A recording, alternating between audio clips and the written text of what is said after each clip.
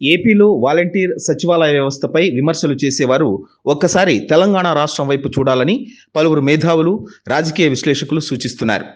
ఎందుకంటే తెలంగాణలో రేవంత్ ప్రభుత్వం గ్యారంటీల అమలుకు కొత్త కార్యాచరణ డిసైడ్ చేసింది. పథకాల అమలు కోసం దరఖాస్తుల స్వీకరణ ప్రారంభించింది. ఈ దరఖాస్తులో సమర్పించాల్సిన ఆధార్తో సహా ఇతర సర్టిఫికెట్ల కోసం పలు ప్రాంతాల్లో లబ్ధిదారులు ఉరుకులు పరుగులు పెడుతున్నారు. కేంద్రాల వద్ద బారులు తీరుతున్నారు. ప్రభుత్వం ప్రవేశపెట్టిన సంక్షేమ పథకాలు పొందాలంటే ఆధార్ కార్డు తప్పనిసరి కావడంతో సవరణల కోసం కేంద్రాలకు జనం పోటెత్తుతున్నారు. గ్యాస్ సబ్సిడీకి ఈ కేవైసీ కావాలని చెప్పడంతో వీటిని ఇచ్చేందుకు గ్యాస్ ఏజెన్సీల ముందు బారులు తీరుతున్నారు. పథకాల కోసం ఇలా ప్రజలు బారులు తీరడం, కేంద్రాల చుట్టూ తిరగడం, తోపులాటలు, వాగ్వాదాలు చోటు చేసుకుంటున్నాయి. వీటిని సోషల్ మీడియాలో పోస్టు చేస్తున్న నెటిజన్లు ఏపీలో అమలవుతున్న వాలంటీర్ల వ్యవస్థ గురించి ప్రస్తావిస్తున్నారు. అదే ఏపీలో అయితే ఏ పథకం కావాలన్నా ఇంటి పక్కనే ఉన్న వాలంటీర్ని పిలిస్తే చాలు, వారు పథకానికి కావాల్సిన దరఖాస్తులు, అవసరమైన ధృవపత్రాలు చేతికి తెచ్చిస్తున్నారు. ఇక మిగిలిన వాటికి తహసీల్దార్ కార్యాలయం, కలెక్టర్ కార్యాలయం, ఆధార్ సెంటర్లు, మీ సేవా సెంటర్లు అని పరుగులు తీయాల్సిన అవసరం లేదు. కూతవేటు దూరంలో ఉన్న సచివాలయం వద్దకు వెళ్తే అక్కడే అన్ని పనులు జరిగిపోతున్నాయి. ఇది దేశంలో ఒక్క ఆంధ్రప్రదేశ్లో, అందున జగన్ సర్కార్ తప్ప ఎవరూ చేయడం లేదు.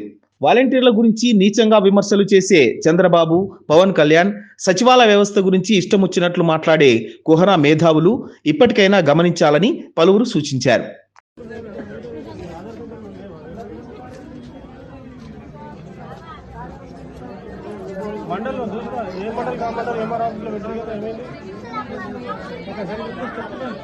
ఇందరు పబ్లిక్ వచ్చి ఏమన్నా ఇంకా ఓపెన్ చేస్తలేరు వాళ్ళు.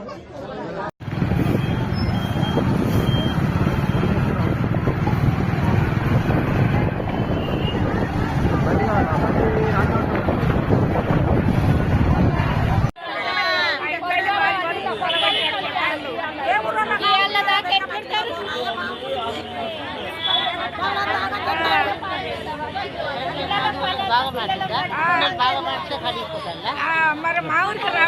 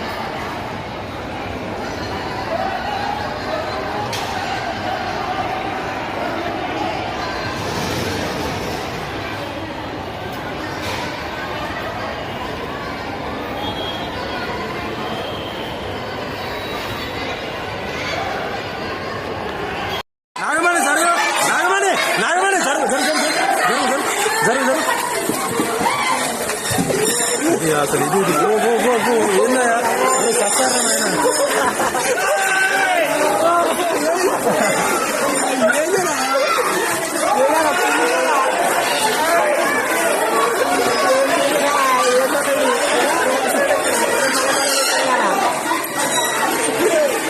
కొంచెం పక్కన